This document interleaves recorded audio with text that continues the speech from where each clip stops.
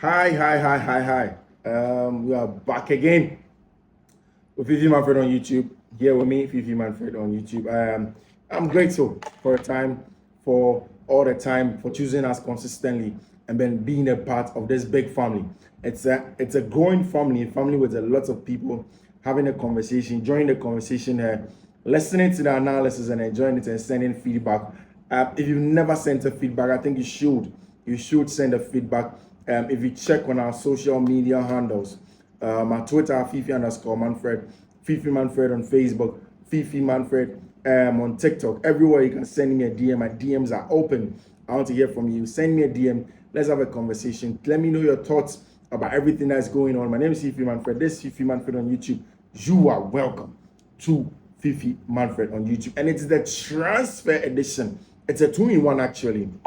First of all, there's update on the transfer conversation. Also, there's a conversation of Chelsea Football Club.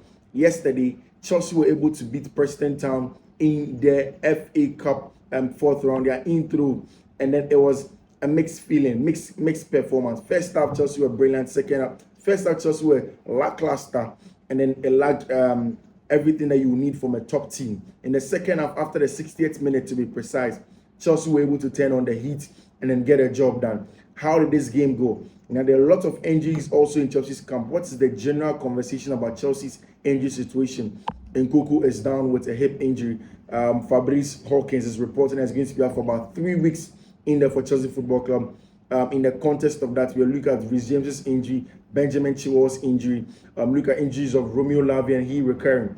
And then the fact that Mauricio Pochettino says he doesn't even know when Lavia is going to return to full training. So this is exactly what we're going to delve into here on Fiifi-Manfred on YouTube. I'm grateful for your time like I've always been. Let's get into the conversation now.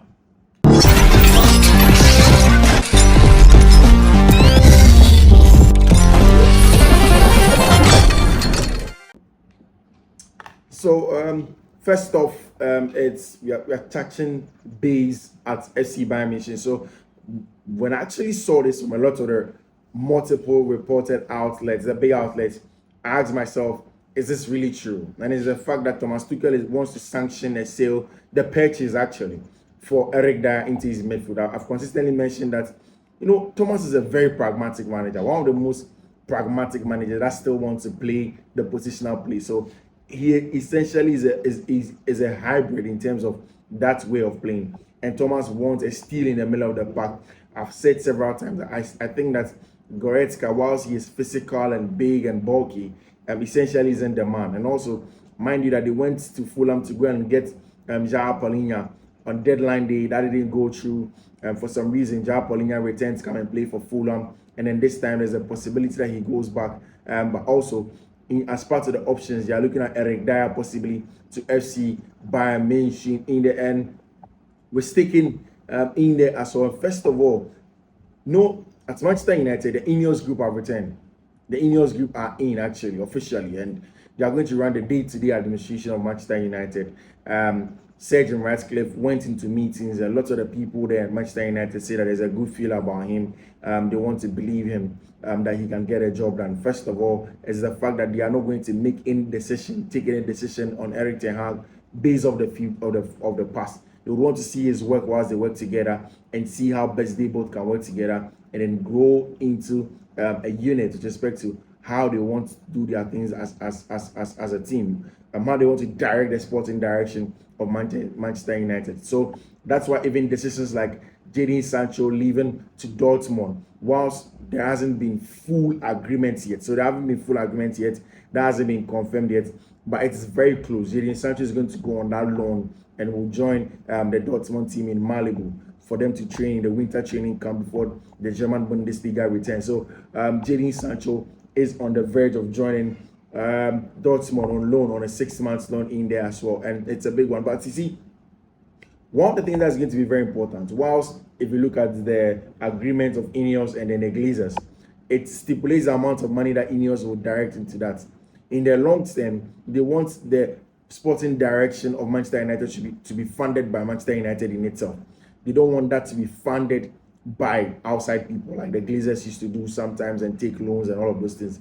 They realized that that used to make the club a little bit unstable, right? And the financial stability of the club wasn't there. Now they want more financial stability. They want to make sure that they are doing the right thing in there for themselves, and that's exactly why they are doing it this way. And that's exactly why they are looking at ways, different ways, player sales, and all of those things to get money. And first off, and also even apart from player sales, the most important thing is also the reduction of the pressure on the wage bill. Manchester United is on record to have some of the most highly paid players in English Premier League and even across Europe. So if you want to reduce the expenditure of the club, then you look at, say, the wage bill that you have. And that's one thing that Manchester United are looking at doing. They are looking at reducing their wage bill. And it starts with Casemiro. We are picking reports that Casemiro is possibly going to be sold by the Ineos Group as their first sale, their first departure from the Ineos Group. Most likely, permanent departure might be Casemiro. Casemiro takes about 350,000 British quid every week for Manchester United. That's a lot of money for them to spend, and they would want to cut down on that expenditure so they can put those money elsewhere with respect to the sporting direction of their club. So Casemiro possibly may be leaving Manchester United just so they can cut down some cash, and it is important in all of those regards. So we're getting into it. So we're down Manchester United, the Ineos Group. Arsenal say that they don't look like it's probably not possible that they're going to bring players in this summer. Even players like Tierney, who had gone on loan this season to Real Sociedad, may not be called back for Arsenal. Mikel Arteta seems to be okay. He seems to be confident with his squad and looks like he'll get the job done. Mind you, Arsenal were rumored to be in the market for a striker, Ivan Toney, Victor Osimhen. These are two players that Arsenal were possibly looking at. I've said several times that I think Arsenal needs a killer in the box. It needs a killer. And in games where now Arsenal controls games a lot, people are beginning to say that, hey, Arsenal looks like they're going to lose their grip on the EPL. And like we said, they are just an elephant on top of a tree. They're always going to come down. I think Arsenal are just one thing away from that. They control games very well, but they need that killer instincts up top. So once they get that done, then they know that they are in the mix to make sure they win that particular game, especially coming off the back of that Fulham game. That was very, very close in there for Arsenal Football Club. So yeah, that's it with them. We go straight to Tottenham Hotspur. Tottenham Hotspur, I did report for you the last time that Fabio Paratici, for the very first time after his sanction, will still be involved in transfer conversations for Tottenham Hotspur.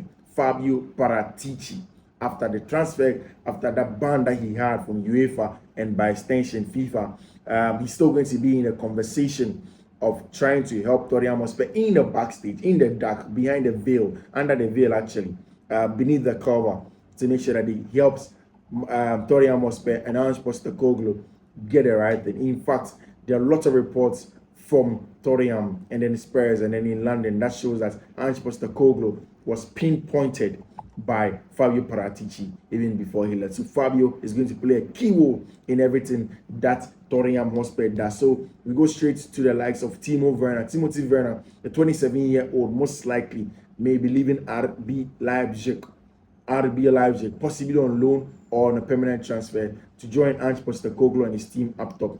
There is the need for a much more mobile attacker that can play from outside in a wide area with pace and then getting in behind, as in a team that plays with a lot quicker football, gets in behind a lot, creates space, and then players like Timo Werner can run into. So there's a possibility that Timo Werner gets in there. I don't know what the Chelsea fans will make of this, but really, I don't think that's a big deal. Timo was at Chelsea. It didn't really go on well.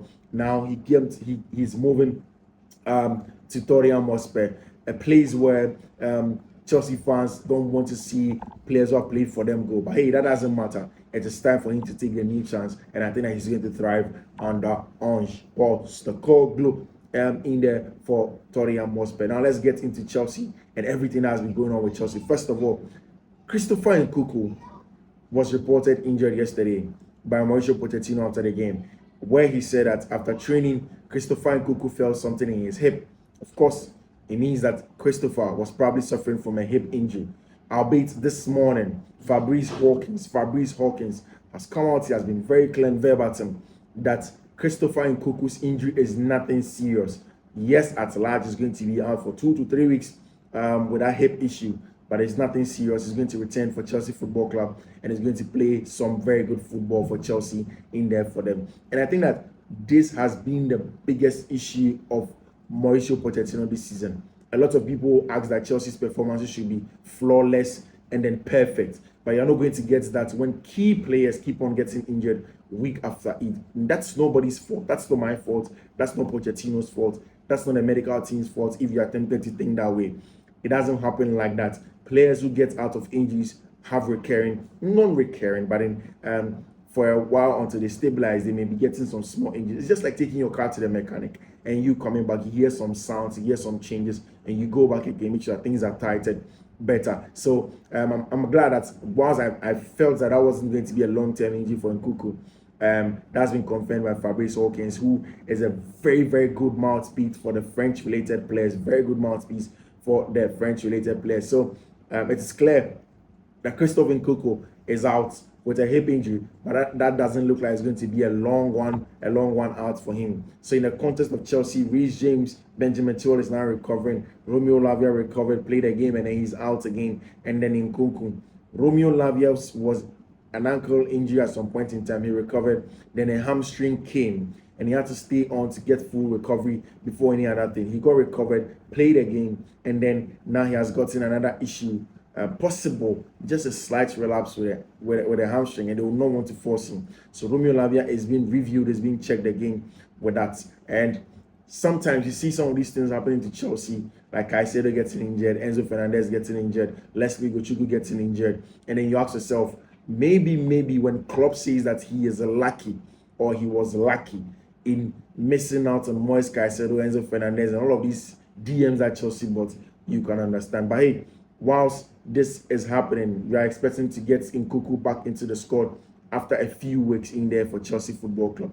But apart from that, also in the midfield role, it means that Chelsea have recalled Andre Santos from Nottingham Forest. Chelsea have recalled Andre Santos from Nottingham Forest. The recall of Andre Santos from Nottingham Forest means that with Lavia's injury, it's a big opportunity for the Brazilian. The Brazilian was seen on Christmas Eve having a very good party with the family of Willian and the other Brazilians, Gabriel Jesus, in London. Spent some very good time with them. He wasn't excited, wasn't happy whilst he was at Nottingham Forest. Now it is chance for him with Romeo Lavia injured, with Leslie Gochuku injured. There's a possibility for him to get some minutes. It's about how he's going to pick up those minutes, how he's going to make good use of those minutes. Mind you, Cesar Casadei is having a good time at Leicester City, playing some good football, enjoying himself, scored in his last time out, and it's important. So yeah, that's it by way. Like I said earlier, there's no way Chelsea is going to get Victor Osimhen in the winter. At best, it's going to be in the summer. So if you're a Chelsea fan, do not be waiting for Victor Osimhen in the winter. It is not possible. It's like looking out for the sun in an early morning winter. Not possible. Victor Osimhen is not coming to Chelsea this winter. It may come in the summer, so you wait for it that way. Yeah, so Chelsea played Preston, and this is my take for that game. So you see, I like one thing about the performance, the fact that in the second half the boys picked up. I think that not every game is going to be smooth, and I've seen this quite a lot with Mauricio Pochettino's teams, where his teams tend to not play so well in the first half. They're a little bit lackluster, and then they turn on the heat in the second half. I don't know if it's because he's much of an intensity conditioning coach.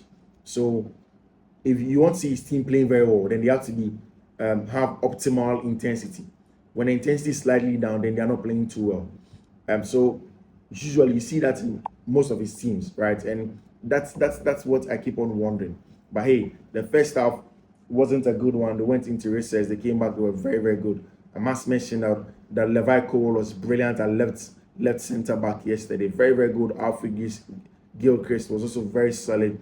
Desasi, a little bit slow for me, for my liking. Petrovic and the likes, Enzo Fernandez and Moise Caicedo in the second half put up a very, very good spirited performance.